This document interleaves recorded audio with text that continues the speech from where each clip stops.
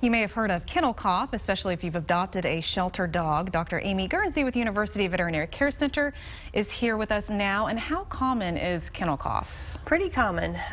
So the term kennel cough is actually a layman's term for a broader kind of category of diseases known as canine infectious respiratory disease complex, which is just a fancy term for basically a cough that can be caused by any number of bacteria, viruses, and mycobacteria as well. Well, you often hear about it in reference to animal shelters, but can other dogs get it as well? Yeah, any high population environment can have the potential for kennel cough to be around.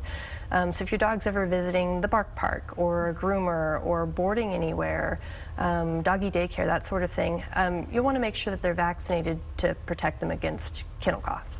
So it is preventable then? So the vaccine that we use is for Bordetella, which is one of the things that can cause kennel cough. There are certainly other things that can cause the same sort of symptoms, but we vaccinate against the most common. And how serious is it if a dog comes down with it? You know, if they're a young, healthy dog otherwise, they generally get over it on their own. It's a self-limiting disease. If they're very young, very old, or immunocompromised, it can be much more serious, kind of like the human flu.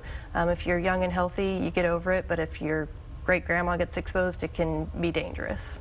Can you tell us some of the symptoms that we need to be watching for? The most common complaint is what's known as the goose honk cough. It's a very deep, loud, productive cough. So that's the most annoying feature that you hear from it. But they can also be pretty lethargic. They may not want to eat, just kind of feel under the weather, non-specific signs. Yeah, which could probably be other illnesses as well. Right. So if you have a concern with your dog, what's the best thing to do? Go to your vet.